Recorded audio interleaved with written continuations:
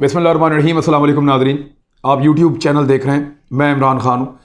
शोएब अख्तर के साथ एक तो तौहीन की, बदतमीज़ी की डॉक्टर नुमान नियाज़ ने, और उसके बाद उसका इन्फ्लुएंस आप चेक करें डॉक्टर का, कि उस इन्फ्लुएंस की वजह से शोएब अख्तर के साथ पाकिस्तान टेलीविज़न की इंतज़ामिया दोबारा ज़्यादती कर रही है।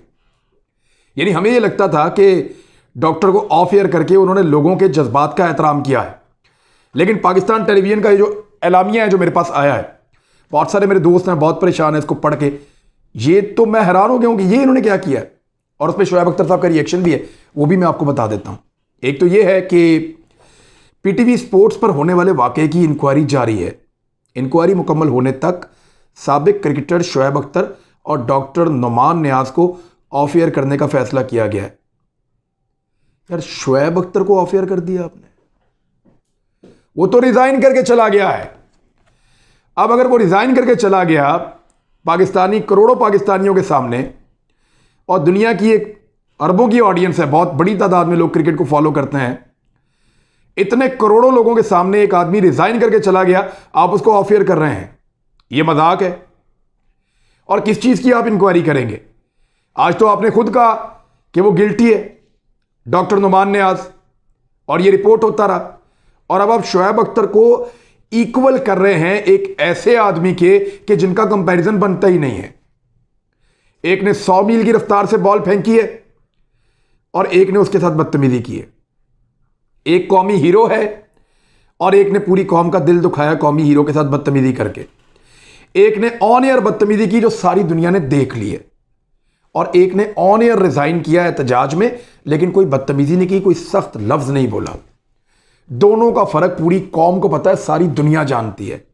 जो लोग वहां बैठे थे वो गवाही दे रहे हैं, वो बता रहे हैं कि शोएब अख्तर ने ब्रेक में भी कहा कि आप इसके ऊपर एक्सक्यूज करें और मामला रफा दफा करें, क्योंकि आपने बिलो द बेल्ट हिट किया और ये ज्यादती है। वो नहीं माना, अकड़ ही बहुत ज्यादा है।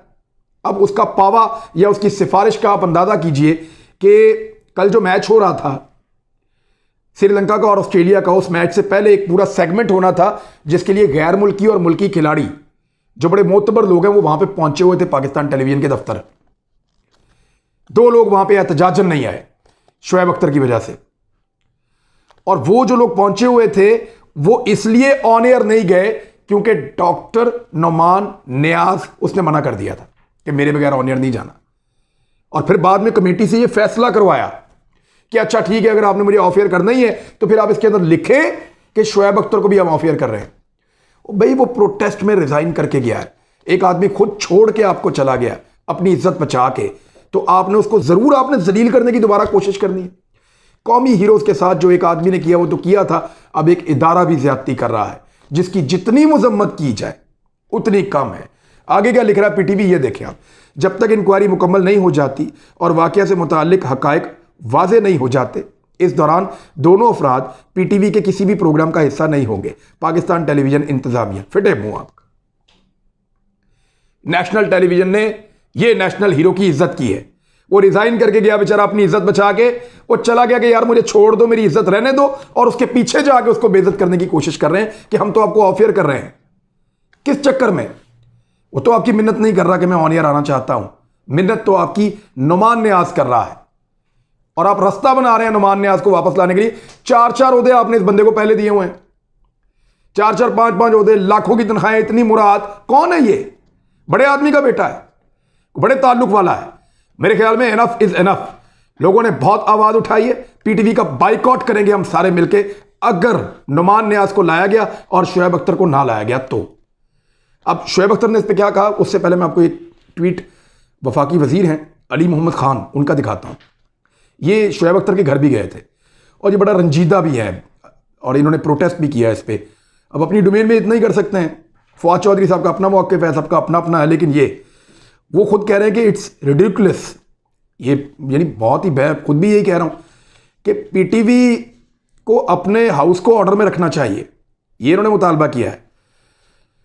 और डॉक्टर नियाज़ को ये कहने के बजाय कि वो माफ़ी मांगे शोएब अख्तर से और पाकिस्तान के लोगों से माफ़ी मांगे कि उसने एक नेशनल हीरो की बेइज्जती की है कौमी टेलीविज़न के ऊपर, और उसको बजाय बैन करने के अब विक्टिम को कर रहे हैं। यानी आप जिसने जुर्म किया उसको बैन करने की बजाय आप विक्टिम को बैन कर रहे हैं। और साद अली मोहम्मद खान ने कहा कि मैं ये मामला जो है वो वजीर इत्तलात के सामने उठाऊंगा। अब शुएब अख्तर ने इसके ऊपर क्या कहा, जरा आप वो भी सुन लें। शुएब अख्तर कह रहे हैं, well that's hilarious, I resigned in front of 220 million Pakistanis and billions across the world. Is PTV crazy or what? Who are they to offer me? अब ये शुएब अख्तर सवाल पूछ रहे हैं, सवाल तो जेन्युइन है। यही बात मैंने आपको थोड़ी देर पहले कही भी है। उसने कहा ये क्या मजाक है कि मैंने 22 करोड़ लोगों के सामने इस्तीफा दे दिया और दुनिया भर के करोड़ों लोगों के सामने मैंने इस्तीफा दे दिया और पीटीवी क्रेजी है, वो पागलपन है, क्या चक्कर है कि मुझे कैसे ये ऑफर कर सकते हैं? मैं तो छोड़ के चला गया हूं, मुझे सजा दे रहे हैं उस चीज की जिसको मैं छोड़ के चला गया हूं। अब ये अगर हैंडलिंग है तो अल्लाह का वास्ता फिर आप इसको हैंडल ना करें।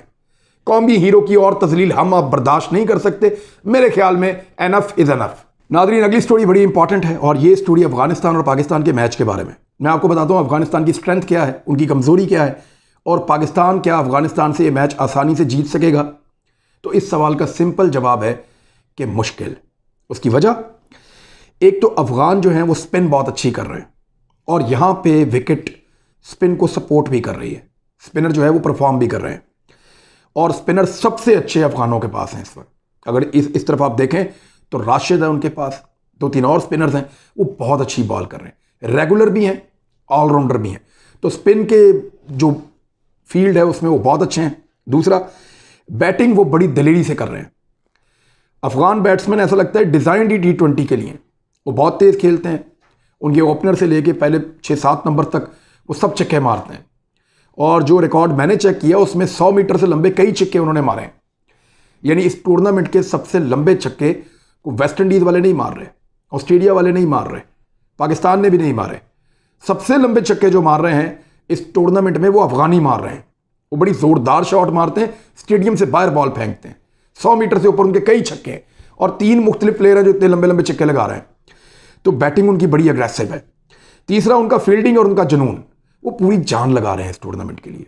2 मुल्क जो है उनके लिए बहुत ज़रूरी है, ये वर्ल्ड कप जीतना या इसके फाइनल तक जाना। एक पाकिस्तान और एक अफगानिस्तान। बाकी सारे मुल्कों के लिए नॉर्मल है, यानी बांग्लादेश जीतेगा तो बांग्लादेश के लिए एक नई चीज़ है, उनके वहाँ पे हालात नॉर्मल हैं। इंडिया जीतेगा, पहले भी जीत चुके हैं, अभी भी जीतेंगे, कोई फ़र्क नहीं पड़ता।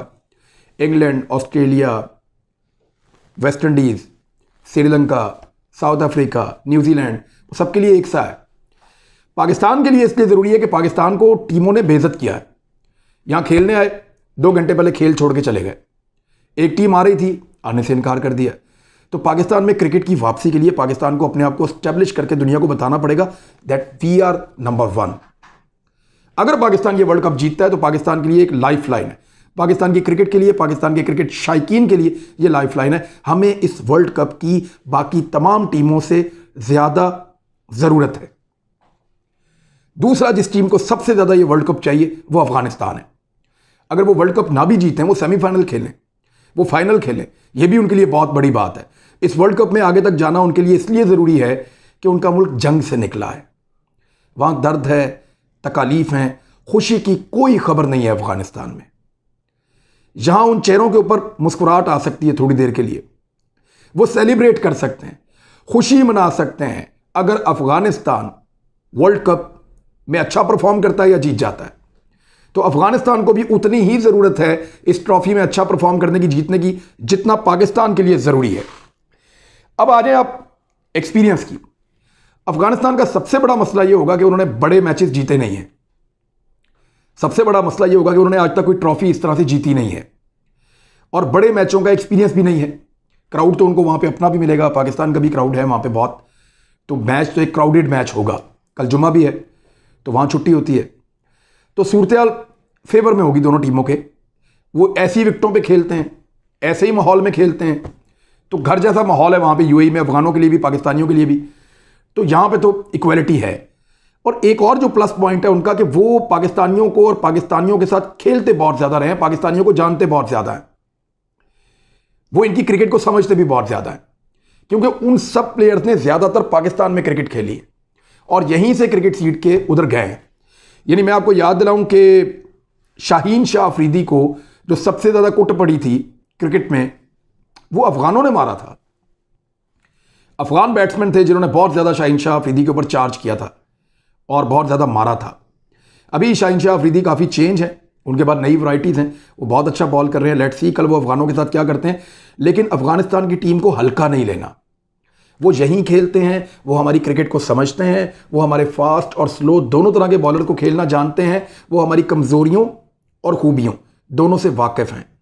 अगर वो अच्छा प्लान करके आए और प्रेशर इस मैच का ले सकें, बड़े मैच का प्रेशर, तो मुमकिन है कि वो एक अच्छी परफॉर्मेंस दें और इस मैच को बहुत ज़्यादा टफ कर दें या पाकिस्तान से जीतने की कोशिश करें। पाकिस्तान का जो है टीम का बैलेंस बहुत अच्छा है। पाकिस्तान की टीम जीत के मोमेंटम में है।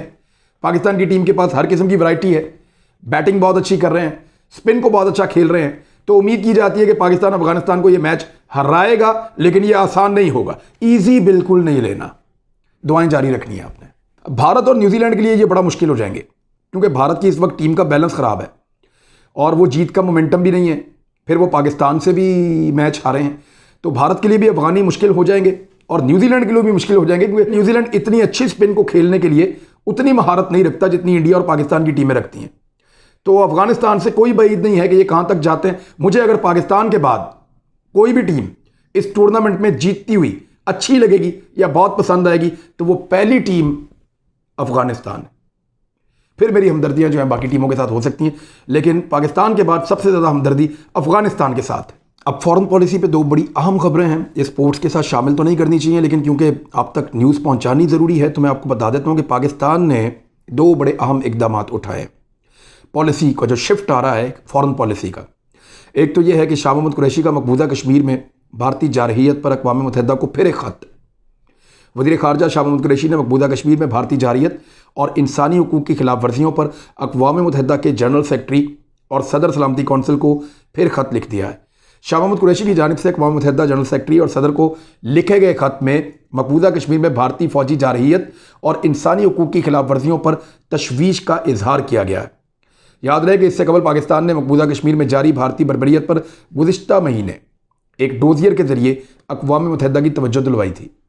पाकिस्तान हर महीने कोई ना कोई एक्टिविटी कर रहा है इंटरनेशनली कश्मीर के हक़ में और भारत के ख़िलाफ़, जो वो पाकिस्तान के साथ ज़्यादती करता रहता है। एक और बड़ी इंपॉर्टेंट चीज़ हुई है और ये एक पॉलिसी शिफ्ट होने जा रही है पाकिस्तान की खारजा पॉलिसी में। अब ये वन लाइनर में आपको समझ आ जाएगी। ये वज़ीर-ए-आज़म पाकिस्तान के मुशीर हैं मुईद यूसुफ, उन्होंने ये बात की है कि पाकिस्तान को गैर माजरत ख्वाना तरीके से दुनिया के सामने अपना बयानिया पेश करने की ज़रूरत है।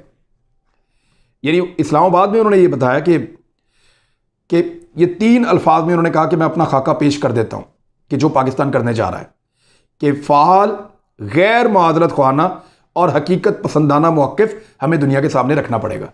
वैसे है भी तरीका यही है। आज तक हम लोग जो कुछ भी पाकिस्तान को देखते रहे वो मगरिब की ऐनक से देखते रहे। आज तक जब भी हम पाकिस्तान को देखते थे अमेरिका और यूरोप की ऐनक से देखते थे, तो क्योंकि उनकी ऐनक तैयार की है इंडियंस ने मिलके, तो वो ऐसा लगता था कि जैसे पाकिस्तान एक विलन है और पाकिस्तान से ही सारी बुराइयां दुनिया की जड़ लेती हैं। दुनिया की हर बुराई की जड़ जो है वो यहाँ से निकलती है और यहाँ से फिर वो दुनिया के अंदर फैलती है।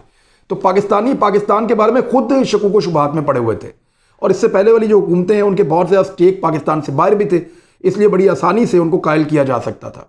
लेकिन इमरान खान साहब ने ये पॉलिसी बदली थी और अब बड़ा खुल के वो लोग कह रहे हैं कि हमें दुनिया के सामने माजरत नहीं करनी। दुनिया को ये कहना है कि हम तबाह हुए आपकी जंग की वजह से। दुनिया को बताएं कि हमारा कितना पैसा ज़ाया हो गया आपकी जंग की वजह से। दुनिया को बताएं कि हमारे कितने लोग मारे गए आपकी जंग की वजह से। दुनिया को बताएं कि आप लोगों के मुल्कों को महफूज बनाने के लिए हमने अपने मुल्क के अंदर कितने धमाके करवाए, कितनी आग भड़की है और कितने लोग यहां पे शहीद हुए हैं। यह सारा कुछ दुनिया को पाकिस्तान बताए माजरत किए बगैर। दहशतगर्दी की वो लड़ाई जो दुनिया पूरी नहीं लड़ सकी, पाकिस्तान ने कामयाब से लड़ी है। अब जब हमने कामयाबी से लड़ ली है, हमने उस लड़ाई को जीता है, तो फिर हम माजरत क्यों करें? हमें तो अपनी फतह का जश्न मनाना चाहिए, लोगों को हमें शाबाश देनी चाहिए। हम फिर भी नजरें चुराए फिरते हैं। एक्चुअली दुनिया हमारे खिलाफ एक बयानिया बनाती है, उस बयानिया के ऊपर हमें दबाती है। हम क्योंकि कमज़ोर हैं, इकॉनमी बड़ी है नहीं, तो हम माजरत करना शुरू हो जाते हैं, माफ़ी मांगना शुरू हो जाते हैं। मेरे ख्याल में पाकिस्तान का ये नुक्ता नज़र ठीक है कि आप दुनिया को बताएं कि जनाब आपने उतना कुछ नहीं किया दहशतगर्दी के खिलाफ जितना कुछ हमने किया है।